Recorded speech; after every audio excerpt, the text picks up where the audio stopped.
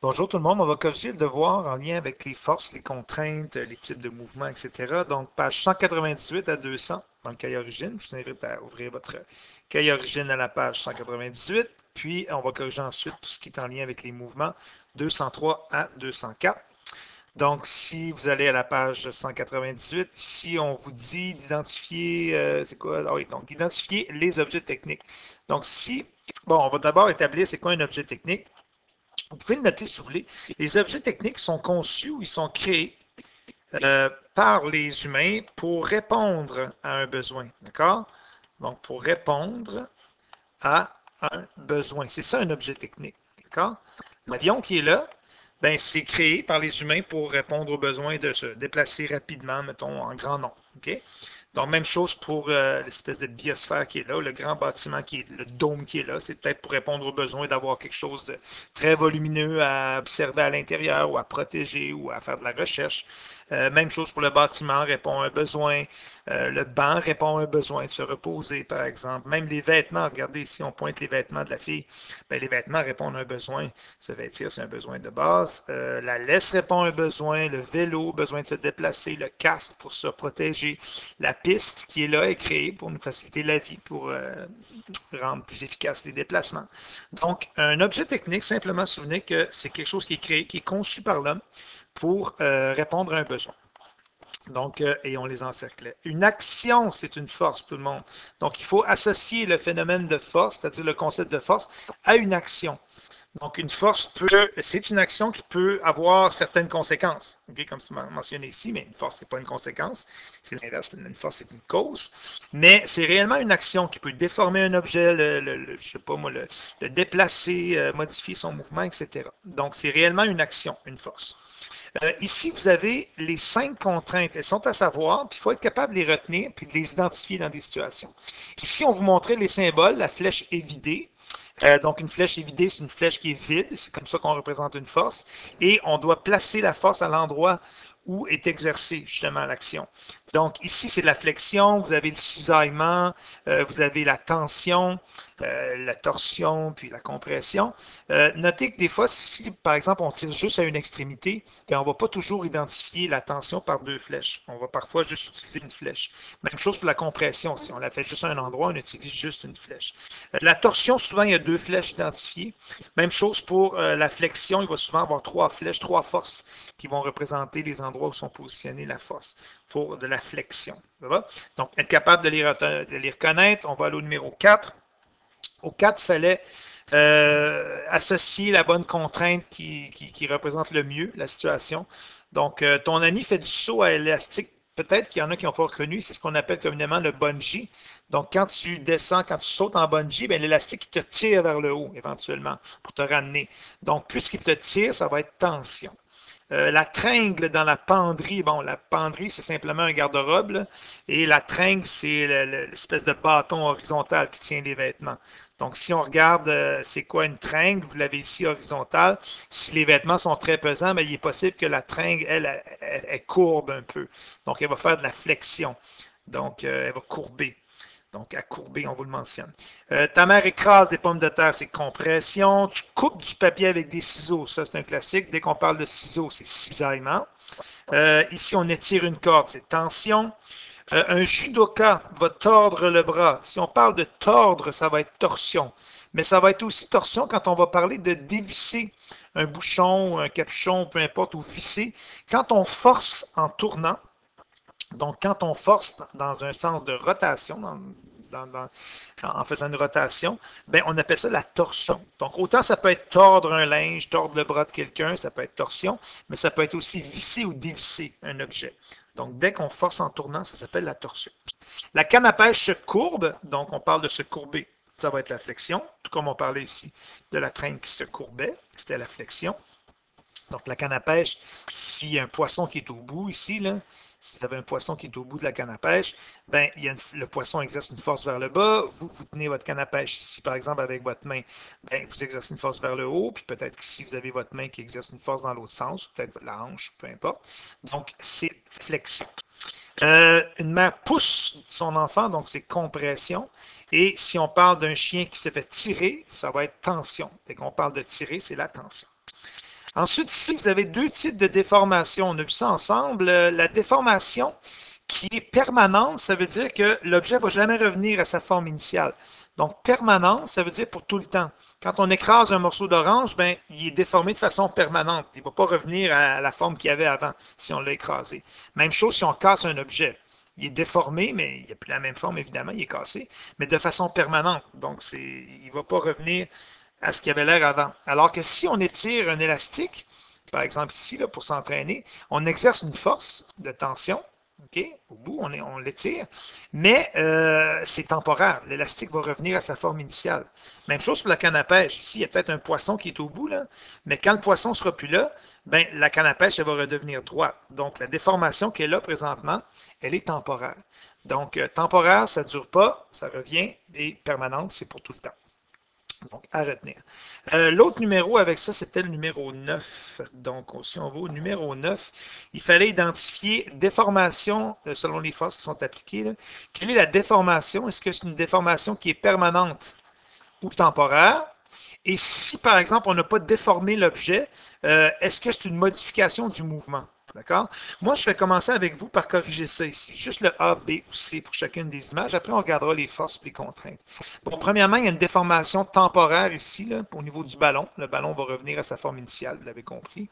Ici, c'est permanent, déformation permanente, A, parce qu'on déchire un objet. Ici, on ne déforme pas l'objet d'aucune façon, c'est juste qu'on dévisse une ampoule. Donc, l'ampoule, au début, était au repos, mais après ça, on l'a fait bouger, donc on va considérer qu'on a modifié son mouvement. Elle ne bougeait pas à partir du repos. Donc, modification du mouvement, le B. Donc, parce qu'elle ne bougeait pas au début. On a simplement modifié son mouvement à partir du repos.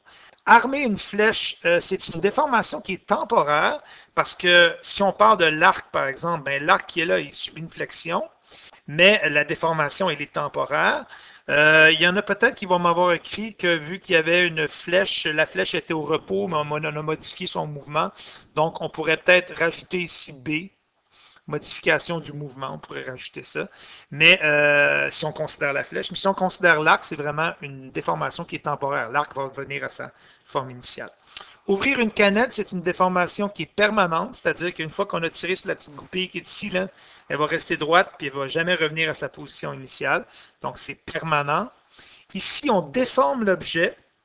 Donc, comme on vous montre en C, on déforme l'objet, mais c'est aussi une modification du mouvement, c'est-à-dire que le ballon qui est là, donc déformer l'objet, je pense que vous avez compris, là, quand on frappe sur un ballon, bien, on déforme un peu le ballon à l'endroit où on le frappe, là, donc il s'écrase un peu, mais c'est temporaire. Puis aussi, bien, modification du mouvement, on présume que la joueuse qui est là a reçu une passe, donc peut-être que le ballon, je ne sais pas, il arrivait de côté, puis elle le renvoie par en bas. Donc, elle modifie le mouvement. C'est pour ça qu'ici, on avait deux réponses. Étirer un élastique, donc c'est temporaire, évidemment, ça c'est sûr. Même chose pour un cadre sur lequel on marche, il va fléchir, mais en réalité, ça dure un certain temps. Dès qu'on débarque, il revient droit. Même chose pour un linge, quand on essore un linge, quand on tord un linge, ben, si on cesse la force, il va revenir à ce qui était. On peut facilement, ça peut être temporaire comme déformation. Ensuite de ça, ce qu'on vous demandait, c'est d'identifier la contrainte puis d'identifier les forces avec les flèches, c'est-à-dire avec les bons symboles. Ici, il y a de la compression, elle écrase. Donc, si on parle d'écraser, on parle de compression, puis la flèche est envoyée à l'endroit où la personne écrase le ballon. Donc, on l'a identifié là. Cisaillement, donc deux forces dans des sens opposés pour déchirer. Cisaillement, on place les flèches du moule qu'on peut avec le symbole. Torsion ici, on tord. Donc, je l'ai dit tantôt, dès qu'on tord un objet, on va considérer que la force est appliquée comme de façon en rotation, si vous voulez. On met le symbole en conséquence, donc torsion. Ensuite de ça, pour la flexion, c'est peut-être moins évident pour vous. Là. Je pense que tout le monde peut déduire qu'il y a une force qui est appliquée au centre, mais il faut aussi concevoir que l'arc va aussi forcer dans l'autre sens. L'arc va forcer dans ce sens-là. Parce que c'est des forces qui sont en sens opposé. C'est ça qui fait fléchir l'arc en réalité. Donc, peut-être, bon, c'est difficile pour vous de les mettre, les forces, là, mais au moins comprendre le principe, c'est ça qui est important. Ici, on tire sur la goupille, donc la force est exercée ici. Donc, on tire à ce niveau-là. Ensuite de ça, ici, la compression, la force est appliquée sur le ballon, juste à cet endroit-là. Bon, votre flèche pourrait être un peu partout autour du ballon, en autant qu'elle pointe vers le ballon. Étirer un élastique, donc la force part d'ici, puis on tire vers la gauche et vers la droite. Donc c'est de la tension vu qu'on étire. On marche sur un câble, le câble va fléchir, va se plier si vous voulez. Donc il y a trois forces à appliquer. Le câble est maintenu à chaque extrémité, ça force vers le haut alors que lui force vers le bas. Puis essorer, c'est une contrainte de torsion. Puis il fallait indiquer les deux flèches qui représentent la torsion. Je ne m'attends pas à ce que ce soit exactement identifié comme ça, puis tout beau comme ça, mais il faut au moins faire l'effort de pouvoir l'identifier. D'accord? Donc, de torsion. Ensuite, l'autre devoir, si on va voir ce qu'on avait à faire, c'était page 203, 204. Donc, si on va à la page 203, et c'était les numéros qui étaient les numéros, on avait dit 2 à 6. Donc, si on regarde ça, numéro 2 à 6, bidirectionnel, c'est pour les mouvements ici. Donc, bidirectionnel dans les deux sens, il faut retenir ça. Maintenant, si ça tourne ou s'il y a une translation juste dans un sens, ça va être unidirectionnel. Et si ça se fait dans les deux sens, c'est bidirectionnel. Par exemple, une vis qui est ici, on peut visser la vis dans un sens et on peut dévisser la vis dans l'autre sens. Donc ça, c'est bidirectionnel parce que la vis peut être vissée ou dévissée. Par contre, si vous avez déjà expérimenté ça, un fouet ou un batteur, ben, ça tourne juste dans un sens. Okay? Donc c'est unidirectionnel. Même chose quand on va descendre, c'est une translation, quand on descend une côte, ben, on descend juste avec la gravité, on va juste dans un sens. Donc c'est unidirectionnel. Puis au numéro 4, on vous parle des différents mouvements. On va commencer par ceux qui sont les plus simples. Tu sais, quand on dit Léo se laisse glisser en patin, quand tu te laisses glisser, c'est parce que tu arrêtes de patiner. Puis si tu arrêtes de patiner, ben, tu vas t'en aller en ligne droite. Si tu n'exerces pas, bon, si tu ne modifies pas le mouvement de tes patins. Là. Mais en général, on pourrait dire translation. Il n'est pas mentionné ici que la personne tourne. On l'aurait dit. Si on avait voulu vous dire translation, on l'aurait mentionné. Donc ici, c'est en translation. Il se laisse glisser sur ses patins. On présume qu'il va en ligne droite. Les roues d'une trottinette, c'est des roues. Donc ici, on parle des roues. Donc c'est sûr que vu qu'on parle des roues, on va parler de rotation. Il faut faire attention. On ne parle pas de la trottinette. Là. La trottinette, oui, elle va peut-être aller en ligne droite, mais c'est les roues. OK? Donc, c'est rotation à cause des roues. Martin descend, on va passer là-dessus. Catherine monte un dernier étage dans un ascenseur. Monte au dernier étage dans un ascenseur. Ascenseur, ça va en ligne droite. Translation. Ça monte puis ça descend. OK? Pour ce qui est d'hélicoïdal, tout le monde, hélicoïdal, c'est comme un mix des deux. Hélicoïdal, c'est que l'objet va faire une rotation, il va tourner sur lui-même, puis ça va le faire déplacer en translation. Il va soit se déplacer gauche-droite, ou par en haut, par en bas, en translation, ou de façon oblique, mais c'est sa rotation qui va faire qu'il va avancer, ou qui va se déplacer en ligne droite. Jasmine taille son crayon à l'aide du taille-crayon. Ben, le taille-crayon, ben évidemment, le crayon, lui, il tourne. Okay? Si on attend un petit peu, je vous montre ça, j'ai rajouté une image. Là. Le taille-crayon, si on considère le crayon, il tourne, mais le crayon, il avance aussi. Donc, quand on utilise un taille-crayon, on tourne le crayon, mais lui-même avance parce qu'il rapetisse, évidemment. Donc, il tourne, rotation, et il avance. Donc, ça va être translation. Donc, ce mélange-là des deux, on considère que c'est hélicoïdal. Martin descend un escalier en colimaçon. Ben, quand tu descends un escalier en colimaçon, je vous le montre ici, tu tournes dans l'escalier, mais en réalité, ce que tu fais, c'est que tu descends ou tu montes, dépendamment dans quel sens tu vas. Donc, tu vas tourner et faire un mouvement de haut et bas ou bas et haut. Ça va s'appeler hélicoïdal. Marche? Donc, ça, c'est la différence entre les trois. Ensuite de ça, au numéro 5, observe les trois si. Ici, c'est un mouvement qui est unidirectionnel ou bidirectionnel. Ici, c'est une translation, d'accord? Donc, translation en ligne droite, évidemment. Translation. Puis ça va dans les deux sens. Donc, si ça va dans les deux sens, on dit bidirectionnel. Bi pour deux. Translation bidirectionnelle. Ici, une scie sauteuse. Ça va vers le haut, ça va vers le bas rapidement. Donc, ça fait une translation, ça monte, ça descend rapidement, donc dans les deux sens bidirectionnels. Alors que la scie qui est ici, ben, la scie va tourner dans un sens, dans un seul sens. Donc, si elle fait une rotation, elle tourne, mais dans un seul sens, on va dire unidirectionnel. Donc, ça, c'était pour le numéro 5. Et pour le numéro 6, il fallait placer le bon symbole, ben, identifier d'abord le mouvement. Ici, si on parle de l'archet du violon, c'est translation dans les deux sens, donc bidirectionnel. Ici, le tire-bouchon, bon, c'est l'exemple de l'hélicoïdal. Le tire-bouchon, il fait une rotation, et la rotation qu'il fait sur lui-même, donc il fait une rotation, d'accord? Mais la rotation qu'il fait sur lui-même va le faire avancer ou reculer, le faire descendre ou monter. Donc, la rotation sur lui-même le fait monter ou descendre. On va regarder un autre hélicoïdal. Euh, Ici, le robinet. Probablement que vous m'avez écrit que c'était rotation bidirectionnelle. Bon, c'est pas faux. Mais en réalité, le robinet, quand on le tourne vers la gauche ou vers la droite, okay, quand on le tourne vers la gauche ou vers la droite, on peut faire une rotation vers la gauche ou une rotation vers la droite. Ben, lui, le robinet, il va soit avancer ou reculer. Il va faire une translation avec ça. Donc, il va avancer ou il va reculer par rapport au mur pour pouvoir permettre à l'autre de passer ou le bloquer. Donc, la rotation du robinet, puisqu'il y a des filets à l'intérieur de ça, va provoquer une translation. On appelle ça hélicoïdale. D'accord? Puis pour les autres, c'est soit rotation ou translation. Donc, par exemple, la poignée de porte, elle tourne dans les deux sens. Rotation bidirectionnelle, on fait le symbole. Un carrousel, et en passant, il fallait aller à la page 202, hein, c'était mentionné ici. Donc, à la page 202, vous avez les symboles. Donc, le carrousel, ça tourne juste dans un sens. Là. Il n'est pas mentionné que ça va dans les deux sens. Donc, on présume que c'est unidirectionnel, rotation. Le métro, bon, le métro, il y en a probablement qui ont écrit translation unidirectionnelle parce que la rame de métro va toujours dans le même sens. J'accepterais translation unidirectionnelle. Mais on peut considérer que ces rails-là, le métro a quand même la possibilité d'avancer et de reculer si c'est nécessaire. Fait qu'on va dire translation bidirectionnelle. Mais je pourrais comprendre que pour le métro, il y en a qui a écrit unidirectionnel.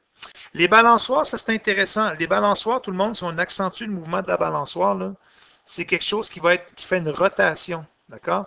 C'est que la balançoire, elle tourne autour d'un axe. L'axe, c'est ce que vous avez en rouge ici en haut. Donc, c'est une rotation en réalité. D'accord? Dans les deux sens. Donc, rotation bidirectionnelle. On fait le symbole. La mèche d'une perceuse, probablement que vous avez écrit rotation bidirectionnelle parce qu'on peut percer dans un sens ou dans l'autre. Mais en réalité, c'est hélicoïdal. C'est que les mèches, il y a des filets dedans, coupants. Ça permet, donc il y a une rotation. Il y a une rotation de la mèche, donc rotation, mais ça fait que la perceuse va monter puis va descendre en translation. Donc, la rotation de la mèche va faire rentrer la mèche ou sortir la mèche, dépendamment le sens. Donc, c'est ce qu'on appelle hélicoïdal comme mouvement. Ici, le télésiège va juste dans un sens, donc translation unidirectionnelle. Le robinet, j'en ai parlé, c'est hélicoïdal. Un tramway, bon, ici, on présume qu'il va dans les deux sens. Là, difficile de dire si ça va juste dans un sens ou deux.